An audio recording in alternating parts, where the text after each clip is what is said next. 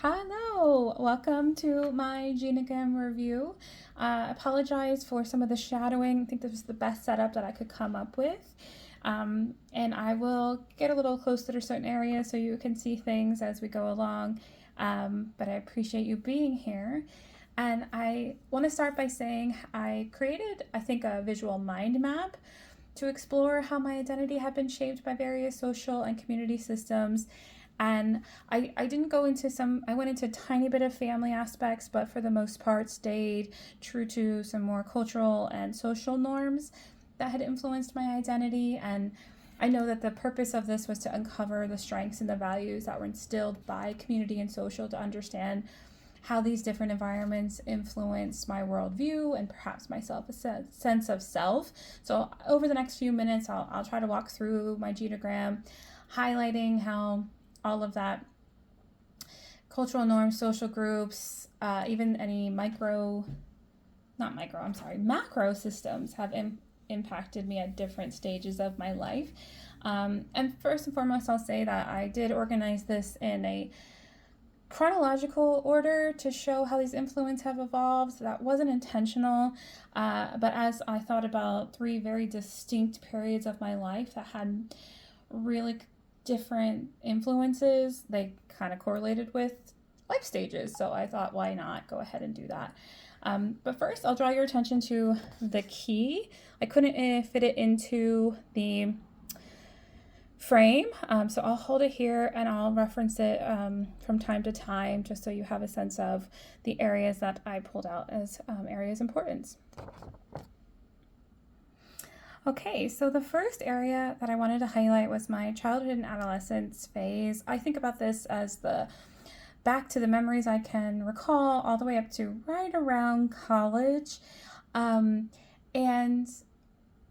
in this, there was a significant amount of community norms that at that time felt incredibly normal, but now reflecting back had really distinct cultural aspects of it that it did influence my beliefs. And so I think first and foremost, it's a small town. I came from a small town with primarily working class individuals, some with single family worker or some with one parent working, some with both, but it was a primarily white neighborhood. And now I know that there was a significant amount of privilege, particularly around the education system in my town. And it was quite a lot of generations of family. And so I was unique in that I didn't have cousins, aunts, and beyond living in town. So we were an interesting family unit, a new family, a newcomers, if you will. And that did highlight some of my beliefs that, you should be living near or close to your family. And I learned later that, those family units weren't perfect, but when you're young and it seems that everybody has generations of family in town, that seems like the way you should be. Up here, I mentioned, that I'm from a family, they were a family of divorce, hence the little heartbreak. I'm the youngest of four, and my dad remarried, and I have a stepbrother. So that was unique in the town at the time. I wasn't the only, but it was, we were the minority group of coming from a divorced family. And so I think that really shaped my belief around what a family unit should be, despite my reality was that I was living in different households and getting shuttled from one house to another, which was unlike my friends. I felt that it was less than ideal approach to have that than my peers at that time.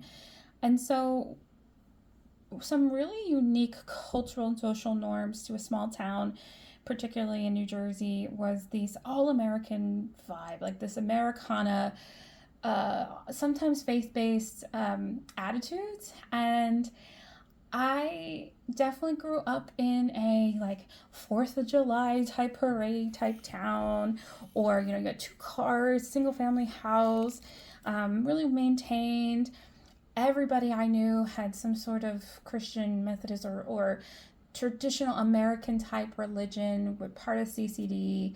I unfortunately, or fortunately, depending on how you look at it, did not grow up in a religious household. And so at one point during this phase, I did try to explore it on my own to see if I could connect with any type of religion or spirituality. Oh my God, I can't say that word.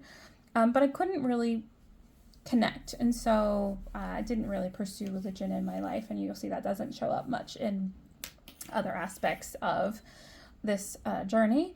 But yeah, it was a bit more patriarchal than I really recall. I think it was not until I was older that I would reflect on the social and cultural norms of like you listen to your parents, but also like dad sets more of the rules and mom kind of follows. And there was more like house women were more in head of the households, and dad would leave and go for work, and that was pretty prominent in my culture and my influence. And so I do recall that being something that I struggled with when I learned that that was not the norm and that didn't have to be the norm. Also, my dad had a bit of a authoritative experience. Oh, I swapped those. My dad was more authoritative. My mom was more authoritarian. And again, I think that goes into the patriarchy, like that, you know, you can't, like dad's rules of respect, you know, that kind of like you do what I say, not what I do type of environment. And so that did lead to me really struggling with the idea of like making mistakes, and Jordan, I can relate to yours in that way, and being the best. I was really bad at receiving any type of negative or critical feedback. And so I think my social groups were soccer and girl group best friends, you know, traditional groups, and that's where you were really valued and accepted in society. And so the influence of MySpace and AOL came in my, you know, during this phase, was pretty impressionable. But one last thing I want to highlight here is my dad did not want me to go to college, but he really did not want me to go to a liberal arts college because he thought that I would become a Democrat. And I just remember being so perplexed by that. I did not care at all what my political status was at this time. I was more interested in getting a better education. And he, as somebody who did not graduate from college, just felt like that if you go to college, you became a liberal. So I thought that was hysterical because he wasn't wrong. And then I wrote down here, these are just some of the beliefs and thoughts that I developed during this phase, or reflecting back, it was filled with a little bit of naivety, which I think is on brand for this phase, and strong development beliefs around the worldview that were really primarily shaped around my parents and my societal norms and the macro environment of this super small town. Okay, so this is a little bit harder to fit into the frame, so I pulled back the view just a tiny bit. And I really want to highlight this transition over to this new young adult phase. So after I did go to that liberal arts college and did become quite liberal, I moved into young adulthood. And not only did I move into young adulthood, I moved into a completely different environment. So small town over to New York City, big city, and eventually I moved into my own home and then a really big town. And so this particular phase of my life, I would say, was a cultural awakening. I don't really know how else to describe it. This particular period of my life, everything that I had known and believed at one point was flipped on its head, and I just experienced new communities, new social groups, a new cultural identity, new religion, new aspects of living that I just would never have known were possible if it wasn't for this opportunity, these experiences that I had during this phase of my life. And so I want to quickly go through that and just really give you a sense of this time really shaped who I am now. So I think I call out here that this was awakening, that it was just I started to gain much greater tolerance for people who were different or things that were different. I just started having this open mindset in a way that I hadn't known that I didn't before. And a lot of what I believed was challenged. So my challenge is the status quo. And so that all stemmed from first getting a really large corporate job at a big tech company. And it was a global company, a huge company. It focused on thinking bigger and equity, inclusion, and driving autonomy. And it still had a sense of external validation, which I was pretty comfortable with, as you can tell from this trying to be the best attitude, but it really required me to adapt to a new way of thinking. Um, and it was in New York City. And so, just by proxy, I was exposed to so much more multicultural everything: people, food, ways of living, socioeconomic status, race, ethnicity, absolutely everything. I put public transit because I think that was a really beautiful example of how you could have absolutely every different type of person, place, or person in a similar place. And, I started taking trains instead of driving everywhere, which was absolutely new too. And then New York became kind of the sense of the center of the universe, if you will. And then it's a little train here. And then I did move into a small town. So I lived in New York City at first, but then I moved into a town, not a commutable town, which was, again, just a melting pot of every type of individual you could imagine, every different type of diverse population, from LGBTQ communities to different races, ethnicities, cultures. And it just was a blend of, I was back in my car, a little bit of blend of living, but still getting to have that exposure. And I traveled a lot. So I have gone to over, I think, 15 different countries and, I don't know, 40 different cities for my job. And in that traveling, I was exposed to so many different types of religion, so many different ways to show your respect to different cultures. And then I was really introduced to the American culture. I think when you're living in America, you don't really understand what American culture is because it is just your everyday, and it is.